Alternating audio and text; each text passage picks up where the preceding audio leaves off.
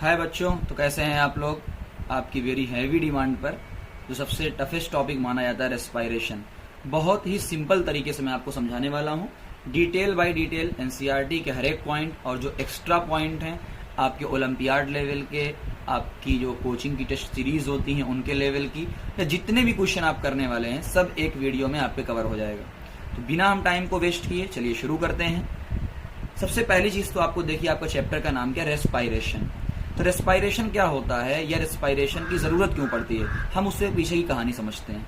आप सबने पिछले चैप्टर में पढ़ा होगा कि आप जो खाना खाते हैं उसके अंदर क्या होती है, एनर्जी होती है ना। तो ये पहला पॉइंट आपको लिखा हुआ है कि आपके खाने के अंदर क्या होती है, एनर्जी होती है। ठीक है, खाने के अंदर क्या होती है, एनर्जी होती है, which is release during respiration. अब उस एनर्जी से क्या होता है समझना, ये आपका फूड है। फूड पहले डाइजेस्टेड होगा, यानी डाइजेशन होगा, पचेगा, सिंपल फॉर्म में तोड़ा जाएगा, उसे क्या कहा जाएगा आपको, डाइजेशन। और ऐसे फूड को कहा जाएगा डाइजेस्टेड फूड।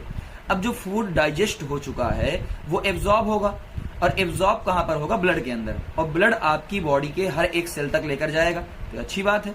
अब हर एक सेल तक पहुंच गया, अब हर एक सेल तक पहुंचने के बाद क्या होगा, क्या खत्म हो जाएगा, नहीं, उस खाने से हमें एनर्जी मिलेगी। और उस एनर्जी के बनने को ही कैसे बोलते हैं, रेस्पायरेशन।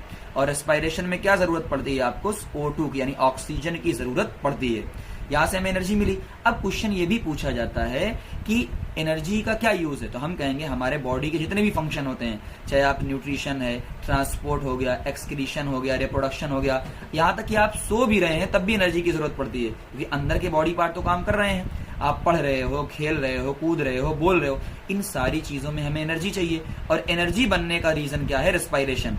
तो ये तरीका हो गया आपका पूरा क्या होता है। फिर कुछ बच्चे आते हैं कि सर ये बताइए, रेस्पायरेशन तो है, रेस्पायरेशन और ब्रीदिंग में क्या फर्क है। आपने वर्ड सुना ना, एक सांस लेना, रेस्पायरेशन। कुछ लोग समझते हैं कि दोनों एक ही होता है, तो आइए हम समझते हैं क्या दोनों एक ही होता है। मैं बहुत सिंपल तरीके से पहले आपको समझाता हूं ताकि आपको समझ में बात आ जाए।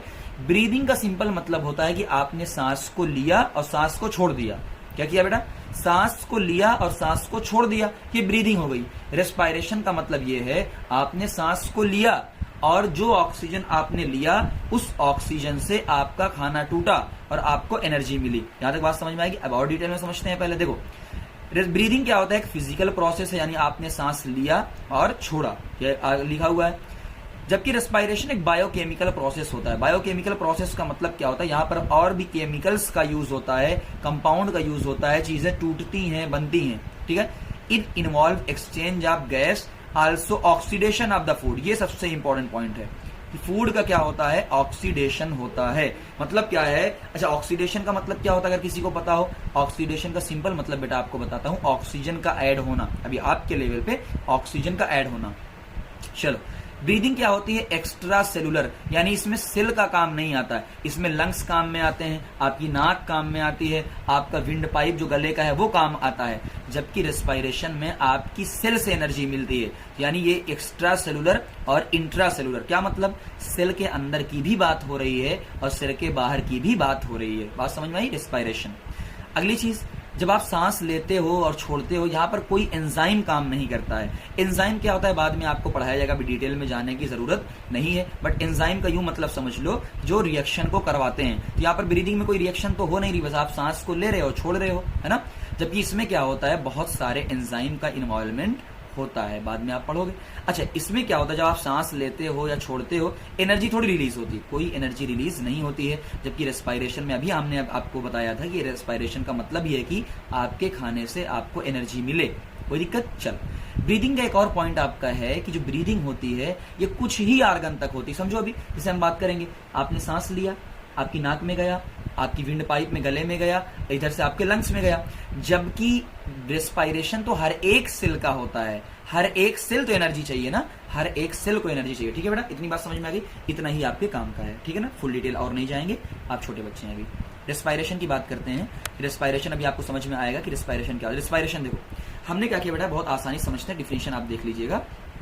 देखो, आपका खाना है, ये फूड है, ये आपका फूड है, ग्लूकोज है, आपको ऑक्सीजन मिली, और जैसे ही आपको ऑक्सीजन मिली, ग्लूकोज को ऑक्सीजन मिली, जहां से हमें क्या मिली, एनर्जी। साथ में कौन सी गैस निकलती है हमारे अंदर से, CO2। क्या वो एक वेस्ट होती है, बिल्कुल, हमें CO2 कोई काम नहीं है, इसलिए तो हम निकाल देते हैं। साथ में वाटर। अब डिफिनेशन पढ़ो, the process in which the cell of organism, यानी फूड क्या है, cell, cell of organism obtain energy यानी सेल को एनर्जी मिली by combining oxygen and glucose. तो ग्लूकोज के साथ ऑक्सीजन क्या हुआ है, कंबाइन हुआ है, आपको एनर्जी मिली है। तो मैं यहां एक चीज लिख देता हूं, ये सारी प्रोसेस कहां पर हो रही है बेटा, सेल कहां पर हो रही है, सेल में हो रही है सारी प्रोसेस, इसीलिए बोला जाता है रेस्पायरेशन सेल के अंदर होता है। अच्छा एक और चीज है, अब रेस्पायरेशन कितने टाइप का होता है उसकी बात कर लेते हैं, फिर और भी बात हम करेंगे। तो हमने कहा बेटा रेस्पायरेशन 2 टाइप का होता है, एक एरोबिक एक एनएरोबिक। मतलब क्या है, अगर आपको ऑक्सीजन की जरूरत पड़ रही है तो क्या हो जाएगा, O2 रिक्वायरमेंट है। एरोबिक का मतलब ऑक्सीजन चाहिए,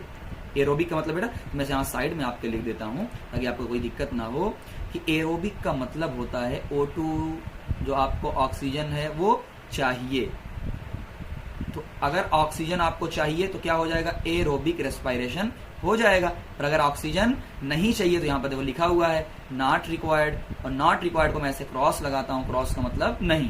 तो आपको नहीं चाहिए तो एनएरोबिक हो गया। तो लोग सोचे क्या सर ऐसा भी हो सकता है कि बिना ऑक्सीजन के भी कोई जिंदा रह सकता है। हमने कहा हाँ यार बहुत सारे इंसान तो नहीं रह सकता, बस बहुत सारे जीवाणु कीटाणु बैक्टीरिया होते हैं ना। चलो occur in cytoplasm and mitochondria. अच्छा बेटा कुछ लोगों को बच्चों को प्रॉब्लम होती है, सर ये साइटोप्लाज्म की क्या कहानी है। साइटोप्लाज्म मैं आपको साइड में यहाँ बता देता हूँ हल्का सा कि व्हाट इज अ साइटोप्लाज्म। देखो बेटा ये आपकी सेल है, सबको पता होता है ये क्या है, सेल होती है। क्या सेल के बाहर एक मेम्ब्रेन होती है, तो हम कहेंगे ये क्या होती है, सेल मेम्ब्रेन। क्या होती है, सेल मेम्ब्रेन होती है, सेल मेम्ब्रेन होती है। अंदर का जो पार्ट है, ये जो एरिया है, सीधा लिखता हूं मैं क्या, अंदर का जो एरिया है, इसी एरिया में सारे काम होते हैं। इसी एरिया को ही बोला जाता है साइटोप्लाज्म। जैसे मैं एग्जांपल आपको बहुत आसानी से, आप जिस कमरे के अंदर बैठ रहे हैं, अभी आप जिस कमरे में हैं, है ना, जिस कमरे में पढ़ रहे हैं, जो काम कर रहे हैं, वीडियो मेरी देख रहे होंगे, आपके कमरे की चार एक दीवार होगी, तो वो दीवार क्या है, मेम्ब्रेन है। तो मैंने कहा वो सेल मेम्ब्रेन है। आपके कमरे में जो स्पेस होगा जहां बैठकर सारी आप पढ़ते हैं, वो क्या हो जाता है, आपका एरिया है, उसे ही बोला जाता है बेटा साइटोप्लाज्म। कोई दिक्कत यहां तक, चल है ना। तो बात हो गई जो O2 वाला है साइटोप्लाज्म में और माइटोकॉन्ड्रिया दोनों। माइटोकॉन्ड्रिया क्या होता है बेटा, ये हमारे सेल के अंदर कुछ ऑर्गेनेल होते हैं माइटोकॉन्ड्रिया, जैसे डीएनए होता है, न्यूक्लियस होता है, ऐसे ही माइटोकॉन्ड्रिया एक चीज होती है जो हमें एनर्जी देता है। क्या देता है बेटा, एनर्जी। तो माइटोकॉन्ड्रिया क्या देता है, एनर्जी देता है। तो जो अपना वाला है एरोबिक वाला, ये माइटोकॉन्ड्रिया और साइटोप्लाज्म दोनों में होता है, वेरी इंपॉर्टेंट। अच्छा एक और चीज है, अगर ऑक्सीजन आपको मिल जाएगा तो जो खाना है क्या पूरा टूट जाएगा, जो खाना है क्या पूरा टूट जाएगा। हम कहेंगे हाँ खाना पूरा टूट जाएगा, इसलिए यहां पर होता है कंप्लीट ब्रेकडाउन होता है। जबकि जहां पर ऑक्सीजन नहीं मिलेगा वहां पर इनकम्प्लीट ब्रेकडाउन होगा, तो वहां पर इनकम्प्लीट हुआ। अच्छा एंड प्रोडक्ट यानी एनर्जी क्या क्या मिला, तो हमने देखा हमारे वाले से क्या मिला था, एनर्जी तो मिलती ही मिलती है, साथ में CO2 और वाटर। ये बहुत इंपॉर्टेंट बेटा, बहुत ज्यादा इंपॉर्टेंट है कि एरोबिक में क्या क्या एंड प्रोडक्ट क्या होता है, खाना टूटने के बाद क्या बनता है। हम कहेंगे CO2 और वाटर, भाई एनर्जी तो मिलती है। साथ में एनएरोबिक वाले में CO2 तो मिलेगा, साथ में आपको इथाइल एल्कोहल मिलता है, अभी पढ़ेंगे, और लैक्टिक एसिड भी मिलती है, बहुत इंपॉर्टेंट।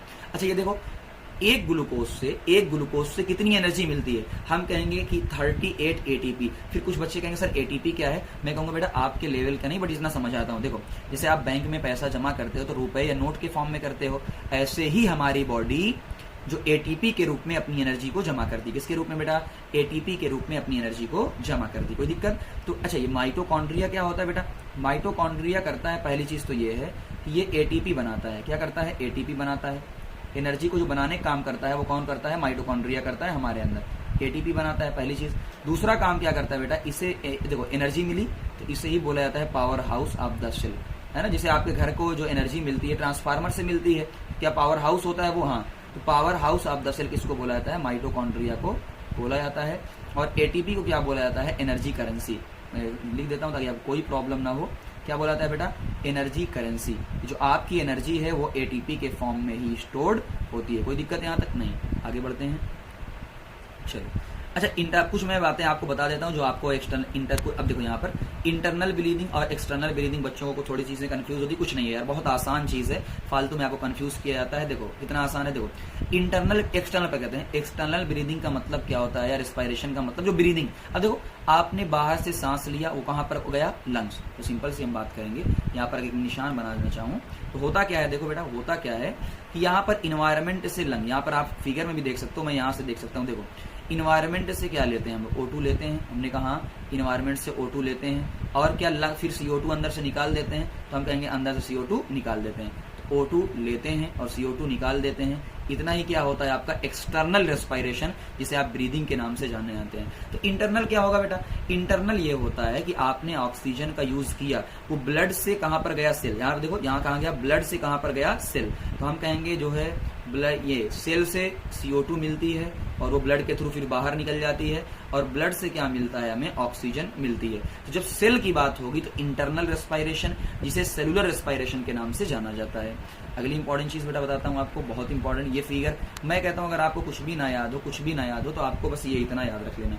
जानते हो, एक बार आपको बताऊं, क्लास 10th के बोर्ड में सिर्फ इतना, ये जो मैंने आपको लिखा है, सिर्फ इतने में से 18 बार क्वेश्चन आया है बोर्ड के अंदर। और है कुछ नहीं, अपने भी सिलेबस में वही सेम चीज है, VIP मैंने लगा दी। देखो होता क्या बेटा, जो चीजें बताऊंगा उतनी चीज आपको ध्यान रखना है। आपके पास ग्लूकोज है, क्या ग्लूकोज 6 कार्बन का होता है? अगर किसी को पता हो ग्लूकोज कितने कार्बन का होता है? 6 कार्बन। कैसे पता आपको? देखो C6H12 और O6, ये क्या होता है? आपका ग्लूकोज होता है ना। 6 कार्बन का कंपाउंड है ग्लूकोज का। ये साइटोप्लाज्म के अंदर भी बताया, साइटोप्लाज्म के अंदर एक प्रोसेस होती है, उसका नाम क्या है? ग्लाइकोलाइसिस, जो कि सारे लिविंग ऑर्गेनिज्म में होती है। हर एक लिविंग ऑर्गेनिज्म में, जो भी लिविंग है, उसके अंदर कौन सी प्रोसेस होती है? पहले ग्लाइकोलाइसिस। क्या बनता है? पाइरुवेट। याद रखो या ना रखो कोई मसला नहीं, पाइरुवेट आपका बनता है। उसके बाद क्या होता है? अगर उसको ऑक्सीजन नहीं मिली, एब्सेंस ऑफ ऑक्सीजन, और किसके अंदर वो होता है? आपका ईस्ट के अंदर। किसके अंदर होता है? ईस्ट के अंदर होता है, जिसे हम लोग फर्मेंटेशन नाम से जानते हैं। किस नाम से जानते हैं बेटा? फर्मेंटेशन नाम से जानते हैं। जहां क्या बनता है? एथेनॉल बनता है, अभी हमने देखा था, कार्बन डाइऑक्साइड बनता है और एनर्जी बनती है। सीड जर्मिनेशन, जो सीड जर्मिनेट होता है उसमें भी क्या होता है? एनाएरोबिक होता है। और जो ये फर्मेंटेशन होता है ईस्ट वाला, अब इससे मिला क्या है? अल्कोहल, और शराब या बियर बनाने में वही काम आता है। और अगर लैक ऑफ ऑक्सीजन है, लैक ऑफ ऑक्सीजन का मतलब क्या है? Muscle tissue. अच्छा, मसल टिश्यू में कब होता है बेटा? हैवी एक्सरसाइज में। कब होता है? Heavy exercise. तो मैं आपसे यहाँ बोल दूंगा हैवी एक्सरसाइज, जो लोग एथलीट होते हैं ना, इनमें जो हैवी एक्सरसाइज करते हैं, हैवी एक्सरसाइज, नीचे लिख देता हूँ एक्सरसाइज, इनमें क्या होता है बेटा? लैक्टिक एसिड बनती है। क्या बनती है? ये आपको ध्यान देना है, लैक्टिक एसिड बनती है, बहुत इंपॉर्टेंट है, एनर्जी तो बनती है। और अगर ऑक्सीजन है तो कहां पर होगा? माइटोकॉन्ड्रिया में। ये देखो लिखा है साइकिल, तो ये साइकिल नहीं है कि हरकुलिस की साइकिल और ये आपका जो है न जाने की राइडर और ऐसा कुछ नहीं है। साइकिल का मतलब एक प्रोसेस होती है, जहां पर हमने देखा कि अभी एनर्जी बनती है, CO2 बनता है, ये सारी चीजें है ना। कोई दिक्कत यहाँ तक? तो मैं ऊपर एक चीज आपके जो एरोबिक एनारोबिक वाला है उसमें एक चीज लिख देता हूँ, जो आपके बहुत इंपॉर्टेंट आएगा, और वो क्या आएगा कि जो एनारोबिक वाला है वो किसके अंदर, अगर आपको ध्यान रखना है, किसके अंदर होगा बेटा? ईस्ट। ये आपको याद रखना है, एनारोबिक वाला आपके किसके अंदर होता है? ईस्ट के अंदर होता है। ये बहुत ज्यादा इंपॉर्टेंट है। तो यहाँ आपकी बेसिक बातें खत्म हो गई हैं, बहुत सारी चीजें, ठीक है ना। आइए नीचे चलते हैं ह्यूमन रेस्पायरेशन की तरफ। अब चलते देखते हैं कि हमारे अंदर रेस्पायरेशन कैसे होता है। हमारे अंदर का मतलब ह्यूमन के अंदर ना, क्योंकि अपनी भी बात कर लेते हैं थोड़ी सी, हमने और लोगों की बात कर लिया है तो अपनी बात कर लेते हैं थोड़ी सी।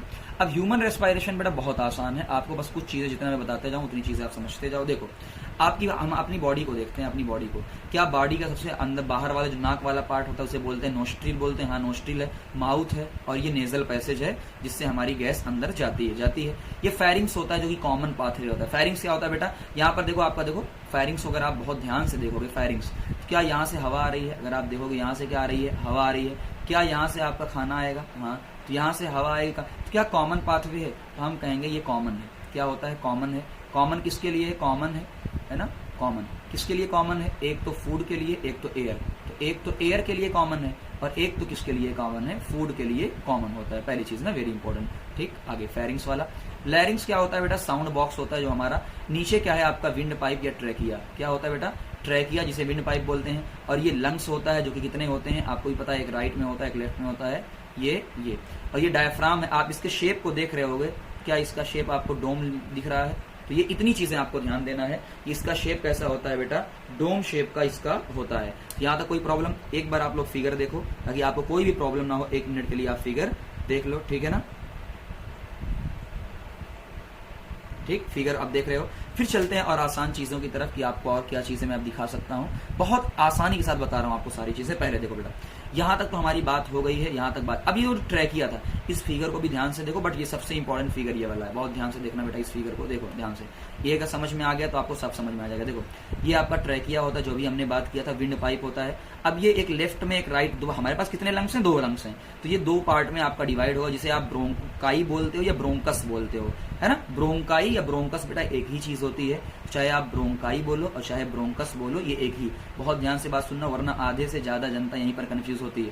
तो आप चाहे ब्रोंकस बोलो, तो मैं यहाँ पे लिख देता हूँ, चाहे आप ब्रोंकाई बोलो और चाहे आप ब्रोंकस बोलो, ठीक है ना। बस फर्क क्या होता है, सिंगुलर और प्लूरल का फर्क होता है। तो ब्रोंकस बोलो या ब्रोंकाई बोलो, दोनों एक ही चीज है। ये लेफ्ट वाला राइट वाला है। अब अच्छा एक बात बताओ, ट्रैकिया से पहले क्या आया, ब्रोंकाई आया। ब्रोंकाई क्या और पार्ट में देखो इधर डिवाइड हुई, क्या छोटे छोटे पार्ट में डिवाइड हो रही है, और छोटे छोटे पार्ट में, इसे क्या बोला जाएगा, ब्रोंकियोल। और क्या लास्ट में ये बैग लाइक स्ट्रक्चर है, क्या ये आपका बैग, चाहे इसको बैग बोलो, चाहे गुब्बारा बोलो, चाहे सैक बोलो, चाहे आप बैलून बोलो, क्या एक बैलून लाइक स्ट्रक्चर में आपका आ रहा है। यही जो बैलून लाइक स्ट्रक्चर है इसे बोला जाता है एल्वोलाई, क्योंकि बहुत इंपॉर्टेंट है, क्योंकि यहीं पर सारा काम होता है ना। यहीं पर क्या होता है, एक्सचेंज होता है। गैस का क्या होता है बेटा, एक्सचेंज। सारी गैस का जो एक्सचेंज होता है वो कहाँ पर होता है, यहीं पर होता है। ये गैसियस एक्सचेंज में हेल्प करता है, ठीक है ना, गैसियस एक्सचेंज में।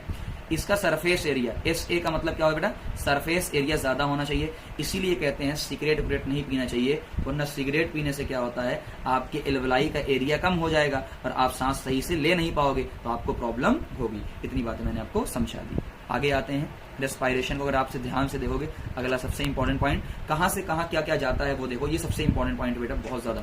सबसे पहले क्या आपके बाहर के जो नोस्ट्रिल जो नाक के जो छेद हैं, क्या बाहर वहां से आपकी हवा जाएगी, फिर अंदर नेजल कैविटी में जाएगी, हाँ। क्या उसके बाद फेरिंग्स में जाएगी, हाँ। क्या उसके बाद लैरिंग्स में जाएगी, क्या उसके बाद ट्रैकिया में या ब्रोंकाई में, फिर ब्रोंकियोल में और एल्वियोलर सैक में। इस तरीके से पूरा आपका पाथवे होगा। चलो अगली चीज समझते हैं, बहुत इंपॉर्टेंट चीज समझते हैं बेटा। चलो मैं जितना बताऊंगा आपको उतना समझना है। जब आपने सांस को लिया, जब आपने सांस को लिया, सांस को अंदर लिया, आपकी रिब्स क्या होती है, बहुत इंपॉर्टेंट पॉइंट बता रहा हूँ। आपकी रिब्स क्या होती है बेटा, कॉन्ट्रैक्ट होती है। रिब्स कॉन्ट्रैक्ट होगी थोड़ा सा, तो आपका जो रिब केज है वो एक्सपेंड होगा। अच्छा ध्यान क्या देना, बहुत देखो सबसे इंपॉर्टेंट चीज, ये आपका मान लो डोम शेप, अभी बताया था, जो आपका डायफ्राम होता है, डायफ्राम, तो जो डायफ्राम होता है उसी को ध्यान देना। क्या डायफ्राम डोम शेप का होता है, हमने कहा हाँ। क्या जब आप सांस लोगे फ्लैट हो जाएगा, देखो फ्लैट हो गया, एकदम फ्लैट हो गया। क्या फ्लैट होने से जो स्पेस है वो बढ़ जाता है, चाहे आप वॉल्यूम बोलो, चाहे आप अंदर का स्पेस बोलो। अब बताओ, स्पेस अगर बढ़ जाएगा तो प्रेशर क्या हो जाएगा, कम हो जाएगा। प्रेशर क्या हो जाएगा, कम हो जाएगा। मैं इसको इस तरीके से बताता हूँ, जो आपका प्रेशर होता है और जो आपका स्पेस होता है यानी वॉल्यूम, दोनों उल्टे होते हैं। उल्टे का मतलब क्या होता है, अगर आपका वॉल्यूम या स्पेस बढ़ेगा तो प्रेशर क्या हो जाएगा, कम हो जाएगा। तो हमने देखा कि डायफ्राम जैसे ही नीचे की तरफ आया, नहीं देखो पहले ऐसे शेप का था, डोम शेप का, अब नीचे की तरफ आया तो फ्लैट हुआ, आपका स्पेस क्या हो गया, बढ़ गया। पहले सिकुड़ा था, अब नहीं सिकुड़ा है। अब स्पेस जैसे ही बढ़ा, प्रेशर कम होगा, तो अंदर का प्रेशर कम और बाहर का प्रेशर ज्यादा। अब कुछ सोचो, जहां से ज्यादा है तो बाहर क्या है, प्रेशर ज्यादा है, तो एटमॉस्फेयर से गैस कहां पर आएगी, हमारे अंदर आएगी, और हमने सांस ले लिया। इसी को उल्टा कर दोगे तो क्या हो जाएगा, एक्सपायरेशन। तो यहाँ पर कुछ बातें आपको समझ में, तो इतनी बात आपको समझनी थी। चलो आगे बात करते हैं। ये इंस्पायरेशन एक्सपायरेशन का मैंने आपको गिरा। पहला डेफिनेशन, इंस्पायरेशन का मतलब आपने लिया, एयर को लिया। एक्सपायरेशन का मतलब आपने छोड़ा। चलो अब जो मसल होगी कॉन्ट्रैक्ट होगी। इंस्पायरेशन को समझो, इसका उल्टा कर देना आप एक्सपायरेशन में। तो इंस्पायरेशन में जो मैं हाईलाइट करूंगा बहुत इंपॉर्टेंट उतना। रिब्स कहां पर जाएगी, आउटवर्ड। रिब्स बाहर की तरफ जाएगी तो क्या हो जाएगा, स्टर्नम में फॉरवर्ड, ठीक ना। जो डायफ्राम होगा टुवर्ड द एब्डोमिनल कैविटी। क्या मतलब इसका है, एब्डोमिनल कैविटी नीचे होती है, तो यानी डायफ्राम जो होगा वो किस तरफ जाएगा बेटा, डायफ्राम नीचे की तरफ जाएगा। किस तरफ जाएगा, ऐसे नीचे की तरफ डायफ्राम जाएगा। कोई दिक्कत, कोई दिक्कत नहीं, ठीक है ना। चलो शेप कैसा हो जाएगा, फ्लैट हो जाएगा। मैंने अभी आपको बताया था कि डायफ्राम का शेप कैसा हो जाएगा, कि डायफ्राम जो कैसे होता है, यहाँ बना दे रहा हूँ, डायफ्राम ऐसे होता है डोम शेप का। अब कैसा हो जाएगा, देखो ऐसे शेप फ्लैट हो जाएगा। क्या इसे फ्लैट शेप माना जाएगा, तो यानी फ्लैट शेप का हो जाएगा। फ्लैट शेप, जैसे ही फ्लैट शेप हो गया तो पहला क्या हो जाएगा, इंक्रीज हो जाएगा। और अगर इंक्रीज हो जाएगा वॉल्यूम, तो जो प्रेशर होता है वो क्या हो जाएगा, डिक्रीज। अगर प्रेशर डिक्रीज हो जाएगा तो बाहर की गैस अंदर आ जाएगी। इसका उल्टा कर देंगे तो आपको एक्सपायरेशन मिल जाएगा। चलो फंक्शन की बात कर लेते हैं, क्या क्या फंक्शन किसके होते हैं, बहुत इंपॉर्टेंट है, उसको एक लाइन में देखना। देखो ध्यान से, नोज, जो नोज होता है क्या करता है, वार्म, फिल्टर एंड मॉइस्चर। तो जो एयर होती है उसको फिल्टर कर देता है, मॉइस्चर कर देता है, ताकि कोई भी दिक्कत ना हो। तो फिल्टर वेरी इंपॉर्टेंट, इसलिए एयर, नाक में क्या होते हैं, हेयर्स होते हैं, कोई दिक्कत। फेरिंग्स क्या होता है, pathway for air and food, पहले ही मैंने बताया था कि कॉमन पाथवे होता है। हाईलाइट पॉइंट को ध्यान देना है। लैरिंग्स क्या होता है, हाउस वोकल कार्ड, जो हम बोलते हैं, ये सारी चीजें किससे बोलते हैं, लैरिंग्स से। एपिग्लोटिस क्या होती है? फ्लैप ऑफ कार्टिलेजनस, कार्टिलेज का एक ढक्कन होता है। अब मैंने बताया था अभी आपके को कि जो फेरिंग्स होता है फूड भी आता है और आपका जो है एयर भी आती है। अब आपके सांस की नली में खाना ना चला जाए इसलिए क्या उसके ऊपर होता है एपिग्लोटिस। तो ये क्या करता है? प्रिवेंट करता है food and water from entering the trachea and the lung, ताकि ट्रैकिया के अंदर आपका खाना ना जा पाए वरना प्रॉब्लम होगी। इसलिए कहा जाता है बातें करते हो, खाना खाते वक्त बातें मत करो वरना खाना जा सकता है अंदर। आगे ट्रैकिया क्या होता है? विंड पाइप होती है, सबको पता है, जो कि एयर को लेकर अंदर जाती है। इसके अंदर सीलिया और फ्लैजिला होते हैं जो मूवमेंट में हेल्प करते हैं। ब्रोंकाई क्या होती है? मैंने अभी आपको बताया 2 ब्रोंकाई डिवाइड होती है। ब्रोंकियोल वही सी सेम चीज होती है। आगे एल्वेलाई क्या होती है? ये इंपॉर्टेंट है। Alveoli tiny air sac in the lung where gas exchange है ना, ऑक्सीजन और कार्बन डाइऑक्साइड। डायफ्राम क्या होता है? मैंने पहले ही आपको बताया। रिब्स क्या करता है? लंग्स को प्रोटेक्ट करता है। कोई दिक्कत यहाँ तक? चलो कोई दिक्कत नहीं है, ये ह्यूमन की भी बात पूरी खत्म होती है। रेस्पायरेशन इन प्लांट की रेस्पायरेशन की बात करते हैं तो अगर आप एक लाइन में देखेंगे प्लांट में भाई क्या देखो हमारे अंदर क्या होते हैं? ऑर्गन्स होते हैं, लंग्स होते हैं। क्या प्लांट के अंदर कोई लंग्स होता है? हाँ, कौन सा होता है? नहीं होता भैया। चलो, तो इनके अंदर कोई ऑर्गन तो होता नहीं ब्रीदिंग के लिए, तो क्या होता है? इनकी पत्तियों के अंदर छोटे से पोर होते हैं, उन्हें क्या बोला जाएगा? स्टोमेटा। और गैस का एक्सचेंज यही लोग करते हैं। एक्सचेंज का मतलब क्या होता है बेटा? एक्सचेंज का मतलब क्या होता है? O2 का लेना। सॉरी, इनमें क्या होता है? इनमें क्या होता है पहले ही बता दे रहा हूँ। जो स्टोमेटा होते हैं, मैंने अभी साइड में मान लिया, ये मैंने इसको स्टोमेटा मान लिया खाली। तो यहाँ पर क्या होगा बेटा? यहाँ पर CO2 लेंगे। प्लांट क्या लेता है? CO2 लेता है और O2 क्या करता है? देता है।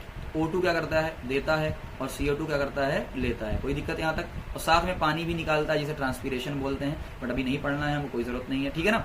अच्छा, एक चीज और आपको अगर ध्यान हो, स्टोमेटा ओपन भी होते हैं, क्लोज भी होते हैं, सारी चीजें अगर आपको पता हो, ठीक है ना। चलो यहाँ पर देखो, ये स्टोमेटा कैसा क्लोज है, ये जो पोर है इसी को स्टोमेटा बोला गया है। अगर आप ध्यान से देखोगे तो ये जो पोर है उसी को क्या बोला गया है? स्टोमेटा बोला गया है। तो इस पोर को ही आपको स्टोमेटा पूरे बोला गया है। स्टोमेटा के आसपास जो सेल होती है उसे बोला जाता है गार्ड सेल। तो कितनी होती है? आपको 2 होती है। अच्छा, एक और चीज, गार्ड सेल के अंदर क्लोरोप्लास्ट होता है। और क्या क्लोरोप्लास्ट के अंदर क्लोरोफिल होता है? तो ये फोटोसिंथेसिस करता है, यानी ये भी फोटोसिंथेसिस खाना बनाने में हेल्प करता है। कोई दिक्कत यहाँ तक नहीं, ठीक है ना। यही फोटोसिंथेसिस मैंने लिख दिया, करता है। यही क्लोरोप्लास्ट है। अगला लेंटिसेल क्या होता है बेटा? बहुत इंपॉर्टेंट, बहुत सारे बच्चों को नहीं आता है ये। तो लेंटिसेल के बारे में देखो, आपका स्टेम, ऊडी ट्रीज जो स्टेम होता है, स्टेम के अंदर, इसके अंदर स्टेम के अंदर छोटा छोटा पोर होता है। देखो ये छोटा सा पोर है, ये पोर है, ये पोर है, ये सारे जो पोर्स होते हैं छोटे छोटे, आप देखोगे छोटे छोटे, इनको ही बोला जाता है लेंटिसेल, है ना, जो गैसियस एक्सचेंज में हेल्प करते हैं। Very important.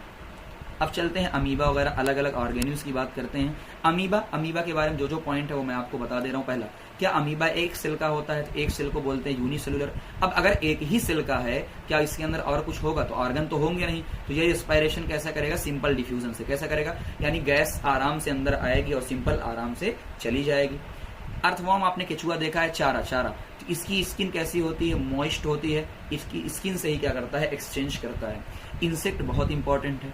इसका इंपॉर्टेंट बेटा, इंसेक्ट के बारे में ही लोग ज्यादा पूछते हैं, तो आप इंसेक्ट के बारे में ध्यान दो। मछलियाँ तो हो जाएंगी। तो मैं इंसेक्ट को वीआईपी कर देता हूँ, ये वेरी इंपॉर्टेंट, पहले ही बता दे रहा हूँ बेटा। इंसेक्ट में सबसे इंपॉर्टेंट क्या होता है? काकरोच होता है। समझना इंसेक्ट में होता क्या। देखो, इंसेक्ट के अंदर छोटे छोटे, ये देखो, स्मॉल ओपनिंग होती है जिसे स्पाइरिकल बोला गया। स्पाइरिकल क्या होती है? एक स्मॉल ओपनिंग होती है।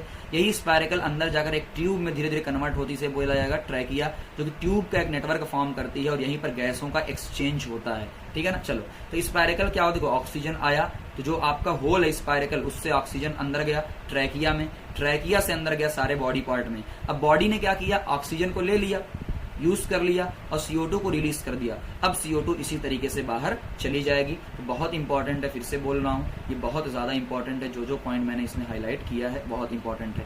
गिल्स की बात करते हैं, मछलियों की बात करते हैं। तो सबको पता है बेटा, मछली कहाँ में रहती है? मछली जल की रानी है, जीवन उसका पानी है, सबको पता होता है। तो मछली के अंदर क्या होता है बेटा? फेफड़ा होता है, गिल्स होता है। गिल्स क्या होता है? कुछ नहीं होता, स्किन का ही एक्सटेंशन होता है, यानी स्किन से ही निकला होता है। अब ये क्या करता है? Dissolve oxygen. अब पानी के अंदर तो ऐसे तो ऑक्सीजन है नहीं, मतलब पानी के अंदर खुद में ऑक्सीजन है, जो इसे बोला जाता है DO, डिसॉल्व ऑक्सीजन। ये लोग क्या कैसा लेते हैं? डिसॉल्व ऑक्सीजन लेते हैं। अच्छा, ये जो आपका गिल्स होता है, इसमें छोटे छोटे धागे जैसे स्ट्रक्चर पाए जाते हैं, जिसमें क्या होता है? फिलामेंट बोला जाता है। इनके अंदर ब्लड वेसल होती है। क्या होती है? Blood vessel. ये O2 को लेता है और CO2 को देता है। बट आपको पता होगा व्हेल और डॉल्फिन अक्सर आप देखते होगे आप मूवीज में या आप जो है वीडियोज में, डॉल्फिन और व्हेल अक्सर पानी के ऊपर आती है। क्यों बेटा? इनके अंदर गिल्स नहीं होता है, और अगर गिल्स नहीं होता है पानी के अंदर तो सांस ले नहीं पाएंगी। इनके अंदर लंग्स होता है, इसलिए बार बार इनको ऊपर आना पड़ता है ताकि एटमॉस्फेयर से ऑक्सीजन ले सकें। कि मैंने लिख दिया must come to the surface in order to breathe. ठीक है ना? चलो अच्छा, ये मेढक है तो मेढक के बारे में क्या है बेटा? देखो मेढक क्या होता है, पानी के अंदर भी रहता है। जब पानी के अंदर रहेगा मेढक, जो अपना स्किन है, स्किन से देखो एक्सचेंज कर रहा है, और जब ये बाहर जमीन पे रहेगा तो क्या करेगा? लंग्स से अपना एक्सचेंज करेगा। ये बहुत ध्यान है। जब पानी में रहेगा तो पानी में तो लंग्स काम करेगा नहीं, जब स्किन रहेगा तो कहां पर? वाटर में, है ना? तो पानी में रहेगा तो कहां पर है? पानी। स्किन क्या है? पानी में रहेगा तो स्किन से कर लेगा, और जमीन पे रहेगा तो लंग्स से काम कर लेगा, या दोनों से काम कर लेगा। अगली वेरी इंपॉर्टेंट एक्टिविटी जो आपसे बहुत ज्यादा पूछी जाती है कि आप ये शो करो। देखो एक तरीका ये है कि आपने सांस लिया, अंदर से सांस मतलब जो है लिया, समझना ध्यान से, to show that expired air. Expired air का मतलब क्या होता है बेटा? एक्सपायर्ड एयर का मतलब कि जो आप अंदर से सांस निकालते हो और एक अंदर से सांस खींचना, ठीक है ना? जैसे एक्सपायर्ड एयर मतलब हम। अब खुद बेटा बताओ, सिंपल सी बात है, हम जो सांस लेते हैं उसमें ऑक्सीजन लेते हैं, अब कुछ ऑक्सीजन आपने लिया, ठीक है ना? और अगर अंदर से जो सांस छोड़ते हैं उसमें क्या होता है? CO2 होता है। एक बहुत इंपॉर्टेंट आपका आता है कि जो आपका लाइम वाटर होता है, क्या होता है बेटा? Lime water. लाइम वाटर क्या होता है? चूने का पानी। क्या होता है? चूने का पानी होता है, या हल्का सा नॉर्मली उसमें कुछ चीजें प्रेजेंट होती हैं, लाइम वाटर के नाम से जाना जाता है ना। आई थिंक चूने का पानी पता नहीं हो कि नहीं, बट लाइम वाटर जो होता है पूरा का पूरा, एक बार मैं आपको क्लियर करके बता दे रहा हूँ लाइम वाटर क्या होता है। अच्छा, एक चीज का आपको ध्यान देना, यहाँ मैंने कुछ इक्वेशन लिखी है ना, आपके सामने कुछ इक्वेशन लिखी है, तो उस इक्वेशन को अगर आप ध्यान से देखोगे तो इक्वेशन में आपको कुछ चीजें, ठीक है ना? तो लाइम वाटर क्या होता है? चूने का पानी ही होता है, ठीक है ना? कोई दिक्कत नहीं है। तो यहाँ जैसे ही लाइम वाटर यानी ये कैल्शियम हाइड्रोक्साइड, जैसे ही लाइम वाटर के अंदर आप CO2 डालोगे, जैसे ही, फिर बता रहा हूँ, लाइम वाटर के अंदर जैसे ही CO2 आप डालोगे, उसका कलर कैसा हो जाएगा? व्हाइट हो जाएगा। अब जितनी जल्दी व्हाइट कलर हो जाएगा तो आपको पता चल जाएगा कि हाँ, हमारे अंदर से क्या होती है? ऑक्सीजन के बजाय CO2 ज्यादा होती है। एक सिंपल लैंग्वेज में आपको बोलूं, हमने लाइम वाटर लिया, अपनी सांस को उसमें छोड़ा, उसमें ज्यादा कार्बन डाइऑक्साइड होगी तो सफेद कलर का हो जाएगा पानी। इतनी आपकी पूरी एक्टिविटी है इस तरीके से। फिर मैं लास्ट चीज की तरफ चलता हूँ, कुछ इंपॉर्टेंट क्वेश्चन की तरफ चलता हूँ, फिर आपका चैप्टर द एंड की तरफ आता है। पहला, ये क्वेश्चन सबसे ज्यादा इंपॉर्टेंट है, आपने जितना चैप्टर पढ़ा है उसमें क्वेश्चन सबसे ज्यादा इंपॉर्टेंट है। फिर से आपसे बात कर रहा हूँ। पहला ध्यान से देखना, पहला ईस्ट, क्या ईस्ट से अल्कोहल बनता है? हम कहेंगे हाँ, ईस्ट से अल्कोहल बनता है। डायफ्राम क्या होता है बेटा? चेस्ट कैविटी होती है। हमने कहा हाँ, ये सब आंसर है ना, सामने मैच नहीं करना, आंसर है। स्किन से सांस कौन लेता है? अर्थवॉर्म। लीव्स किससे लेती है? स्टोमेटा से। फिश गिल से, और फ्रॉग लंग्स और स्किन से। अगला क्वेश्चन आपका, during heavy exercise the breathing rate of a person slow down. गलत गलत गलत। क्यों बेटा? जब आप हैवी एक्सरसाइज करते हो तो आप बहुत तेज सांस लेते हो, यहाँ स्लो डाउन बात किया है, उलगधा कहीं का। प्लांट कैरी आउट फोटोसिंथेसिस, हमने कहा हाँ ठीक है, plant carry out photosynthesis only during the day and respiration only at the night. ऐसा कुछ नहीं है बेटा। प्लांट क्या होता है? फोटोसिंथेसिस, चलो ठीक है, रेस्पायरेशन तो हमेशा करेगा, ऐसा थोड़ी है कि रेस्पायरेशन सिर्फ नाइट में करेगा, पगला गए लोग। तो ये भी क्या है? गलत है। Frog breathe through their skin as well as their lung, सही बात है, दोनों से करता है। The fish have lung for respiration, बेटा फंस गए, लंग्स नहीं होता, गिल्स होती है, और गलती कर दोगे। The size of chest cavity increase during inhale, सही बात है, जब आप सांस लेते हो, दिमाग में कर, जब आप सांस लेते हो बाहर की एयर अंदर आती है, अंदर प्रेशर क्या होगा? कम, कैविटी क्या होगी? ज्यादा। आगे, द माउंटेनियर, जो माउंटेन पे चढ़ने वाले लोग होते हैं वो ऑक्सीजन सिलेंडर ले जाते हैं। क्यों बेटा? क्योंकि हाइयर एटीट्यूड पे, जब बहुत ज्यादा ऊंचाई की तरफ आप जाते हो तो ऑक्सीजन की मात्रा क्या होती है? कम होती है। अब ऑक्सीजन की मात्रा कम होगी तो आपको सांस लेने में प्रॉब्लम होगी, जिसे सिलेंडर लेकर जाते हैं। आगे, अब आगे कुछ बहुत इंपॉर्टेंट चीज है, the air tube of insect, क्या होता है? ट्रेकिया। वेरी इंपॉर्टेंट, पहले ही बोल लिया, मैंने पहले ही बोला था, ये बहुत इंपॉर्टेंट है। इंसेक्ट का एयर ट्यूब क्या होता है? ट्रेकिया होता है। Skeletal structure surround the chest cavity, chest cavity के बगल में सराउंड घेरे हुए कौन होता है? रिब्स होती है ना। Muscular foot floor of the chest cavity क्या होती है? डायफ्राम, नीचे वाला हिस्सा होता है। Tiny pore on the surface of stomata, small opening कौन होती है? Spiracle, spiracle. द रेस्पिरेटरी, हमारे अंदर रेस्पिरेटरी ऑर्गन लंग्स, हमारे अंदर नोस्ट्रिल होता है। एनाएरोबिक कौन होता है? मैंने पहले ही बोला था, ईस्ट ट्रैकिया सिस्टम किसके अंदर होता है? कॉकरोच के अंदर होता है। अगला क्वेश्चन बहुत खतरनाक बेटा, बहुत इजी लेकिन बहुत मस्त क्वेश्चन है। आपको 3 टेस्ट ट्यूब दिया गया है, एक में स्नेल है। स्नेल को आप जानते होगे, स्नेल कौन सा होता है बेटा? घोंघा। क्या होता है? घोंघा जिसे कहते हैं, बहुत स्लो चलता है बेटा, बहुत स्लो चलता है, कछुआ स्लो चलता है। स्नेल है, वाटर प्लांट है, स्नेल और वाटर प्लांट दोनों। आपसे कहा गया बताओ इसमें CO2 किसमें ज्यादा होगा? बहुत ध्यान से इस बात को समझना, बहुत अच्छा क्वेश्चन है ये। कैसे? देखो, स्नेल जो होता है एक ऑर्गेनिज्म है, वो O2 लेता है, CO2 देता है। हमने कहा CO2 देता है, जबकि प्लांट CO2 लेता है। क्या करेगा? CO2 ले लेगा। आप खुद बताओ, इस बीकर के अंदर स्नेल ने CO2 दिया तो यहाँ ढेर सारा CO2 आएगा, ढेर सारा CO2 आएगा। जबकि इसके अंदर जो CO2 होगा उसको क्या प्लांट ले लेगा? और इसके अंदर, ये वाला समझना, जिसके अंदर स्नेल और वाटर प्लांट दोनों हैं, अब होगा क्या? स्नेल ने CO2 दिया, प्लांट ने क्या लिया? CO2 लिया। प्लांट ने O2 दिया, स्नेल ने लिया। तो आपको ये बताना किसमें सबसे ज्यादा CO2 होगा? हमने कहा भैया सबसे ज्यादा तो ए वाले में होगा, क्योंकि वो CO2 देता है। आगे अगले कुछ क्वेश्चन ये बेटा कि जो एथलीट्स होते हैं, एथलीट्स, वो उसकी ब्रीदिंग रेट बहुत ज्यादा क्यों होती है? एथलीट की ब्रीदिंग रेट इतनी ज्यादा क्यों होती है? तो हम ये कहेंगे बेटा, जो एथलीट होते हैं बहुत तेज भागते हैं और बहुत ज्यादा भागते हैं, तो उनको जो ऑक्सीजन चाहिए बहुत ज्यादा चाहिए। कैसे? ज्यादा ऑक्सीजन चाहिए, क्योंकि आप बहुत ज्यादा मेहनत कर रहे हो, इसलिए वो जल्दी जल्दी सांस लेते हैं। या एक और तरीका आपको कह सकते हैं कि जब आप बहुत हैवी एक्सरसाइज करते हो, क्या लैक्टिक एसिड जमा होती है बॉडी के अंदर? अगर लैक्टिक एसिड को आपको बॉडी के अंदर से निकालना है तो आपको ज्यादा ब्लड की सप्लाई चाहिए, तो ज्यादा ऑक्सीजन की जरूरत पड़ेगी। अगला, why should we breathe through nose? हम नोज से क्यों ब्रीथ करते हैं, माउथ से ब्रीथ क्यों नहीं करते? बहुत सारे लोग कहते हैं बेटा माउथ से तो ब्रीथ कर सकते हैं। हाँ, कर तो सकते हैं, बट करते नहीं, नुकसानदेह। क्यों? नोज ब्रीदिंग इसलिए बेटा, जो ब्रीदिंग होती है नोज से, वो क्या करती है? फिल्टर करती है। फिल्टर, जो एलर्जी वाले पार्टिकल हैं, डस्ट पार्टिकल हैं, उनको फिल्टर करती है, ठीक है ना। और एयर को ह्यूमिडिफाई करती है, थोड़ा सा नरम करती है, सही करती है, ठीक है ना। जबकि माउथ वाला क्या होता है? माउथ में ऐसा कुछ नहीं होता है, आपका माउथ सूखा भी हो सकता है, सूख सकता है। आगे सांस लेके देख लो। Why do we often sneeze? हम अक्सर स्नीज क्यों करते हैं? जब हम कोई डस्ट यानी गंदगी अपने अंदर ले लेते हैं। सही बात है। देखो हम ये कहेंगे जो डस्ट पार्टिकल होते हैं, जब अपने अंदर हमने सांस लिया और गंदगी हमारे नाक के अंदर आई, तो inhale the dust in these particle pass through the hair of nasal cavity. ये नेजल कैविटी के हेयर से पास होने वाले होते हैं, तो ब्रेन के पास एक सिग्नल जाता है और हमारे अंदर क्या आ जाता है कि यार कुछ गंदगी हमारे अंदर आ गई है, और ब्रेन उस सिग्नल को भेजता है हमारी नाक के पास, और वहां से हमें स्नीजिंग धीरे धीरे आने लगती है। लास्ट में, what is the importance of the oxygen as regard respiration? क्या ऑक्सीजन में क्या क्या काम आता है? देखो, एनर्जी प्रोडक्शन में काम आएगा, सेलुलर रेस्पिरेशन में काम आएगा, खाने को तोड़ने में काम आएगा, है ना। ये सारी चीजें हैं। इसके अलावा भी कई सारे क्वेश्चंस हैं बेटा, ठीक है ना। मैं उसको बाद में करवा सकता हूँ या ऐड कर दूंगा, PDF भेज दूंगा आप ना। जैसे एग्जांपल के तौर पे अपने सोचना, प्लांट के रेस्पिरेशन में, एनिमल के रेस्पिरेशन में क्या फर्क है, जलाने में और रेस्पिरेशन में क्या फर्क है, ये सारी चीजें आपके सामने आएंगी। तो आई होप कि आपको सब समझ में आ गया होगा। आप लोग कमेंट करने में बहुत गद्दारी करते हैं, तो ऐसा ना करिएगा। लाइक करिए, शेयर करिए, दबा के एकदम लाइक जरूर करिएगा, ठीक है ना। इतनी मेहनत आपके लिए कर रहे हैं, थैंक यू वेरी मच।